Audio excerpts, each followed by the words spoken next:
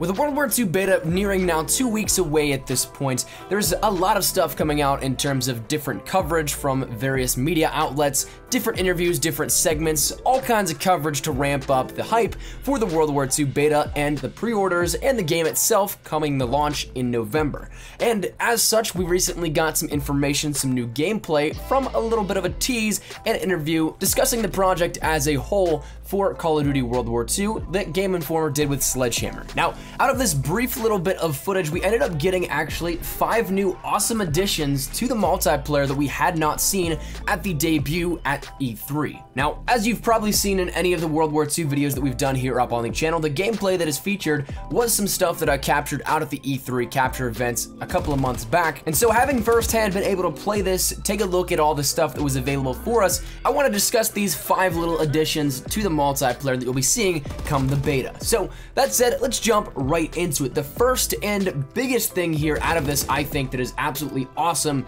and really does play towards the customizable aspects of Call of Duty World War II, keeping it a grounded based game, but also having a million different things that keep players from, say, maybe getting bored or anything like that, are streak variants. Now, we saw this once again within this little bit of gameplay footage of the glide bomb being dropped in the earlier portions of this interview with Game Informer, this little overview video, whatever you want to call it, in which case it was not the same glide bomb that we ended up seeing in the World War II multiplayer debut. There's one that you can see in the trailer, and of course, if you actually had the streak as well, you can see it firsthand where you can control the bomb and drop it where you want it to go. Now, additionally, where this is also confirmed a little bit further is that your standard HUD icons for your score streaks show you how many points are required to end up earning that score streak, and this has actually some fluctuations in those point values, whereas what we saw previously in the World War II debut at E3,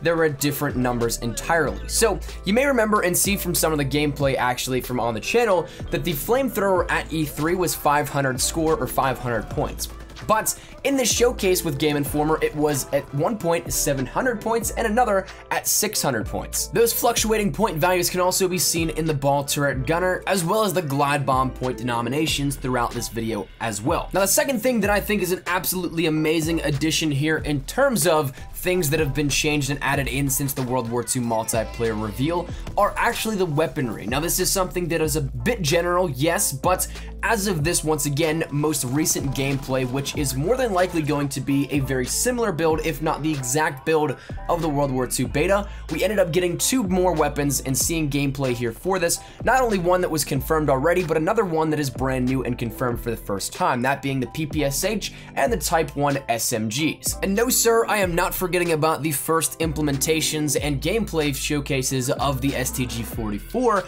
That's something you can see here within this whenever players walk over it and all that kind of stuff. So the weaponry list to choose from has itself been updated as well, which is something that I am in no way, shape, or form surprised about, simply because the World War II reveal was just to showcase the bare basics of what we'll be seeing, a very brief tease in terms of the multiplayer features and aspects and all that kind of stuff for Call of Duty World War II, and as such, now that the beta is going to be out there very soon to everybody, it's going to be a more intimate and in-detail look at the game that we'll be getting in November. Now, the next big addition here that was added since the World War II reveal out at E3 is actually another mode which may very well be playable come the beta here in just a few weeks. Now, of course, I would definitely anticipate this to be coming simply because the build that is showcased is very much so close to, if not the exact build of the beta coming up, and that is going to be dealing then with the hardpoint game mode returning in Call of Duty World War II. Now, once again, this was not available to us at E3. All we had was a team deathmatch, a domination, and the war game mode available to us, and so seeing these other modes now, these expansion modes coming out, is very nice to see these innovations that have been great for the franchise coming back in a very grounded based game that goes back to the roots of Call of Duty. It keeps the gameplay, the scenarios, all that kind of stuff simple, but also gives the masses the ability to play the modes that they so love out of the recent titles. And of course, with a very much so heavy aspect on competitive play and hardpoints, this is going to be great to see the competitiveness, the competitive nature of World War II at its finest. Now, the next thing is actually the headquarters and what may very well be the 1v1 pits coming out of what is a tweet from Michael Condrey and of course this interview with Game Informer. It's a player overlooking the entire headquarters, in which we can also see a little bit of what looks to be like a pit, which is not the firing range as we saw at the World War II E3 reveal, but instead it was something that was teased with the reveal as well. But it very well may be the first look at this 1v1 deathmatch pit that you can challenge players to in the social aspect of the game. Now, the final thing that is added and brought up to speed with the beta and this most recent information reveal is the return of weapon ranks. Now, this might not be something that is super out of the ordinary, but it is something that is a staple for Call of Duty that was at the time not added in when we first got our big first look at the multiplayer features of World War II. Now, of course, this is something that may have been there for a simple reason, because we were playing on local or anything like that. I guess that is offline and overall does not necessarily affect any weapon ranks and statistics, but the weapon ranks are returning, and more than likely we'll see a prestige system once again here with this out of all of this, and along with ranking up your operators as well as your accounts overall, you'll be able to progress your weapons and maybe get some cool stuff here out of it as a result that you can showcase in the new headquarters feature. But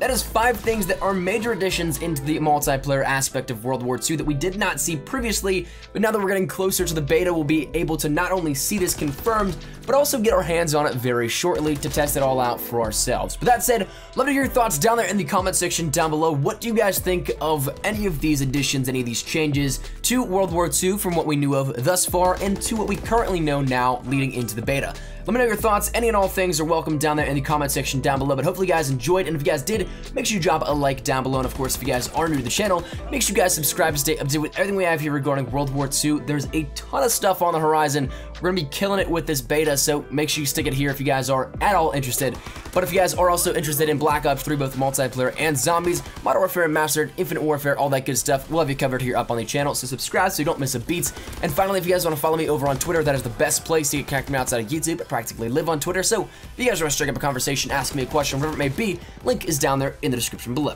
But all that said and out of the way, hope you guys have a fantastic day. Thanks so much for watching. Modest Espresso. I'll see you guys later. Take care and peace.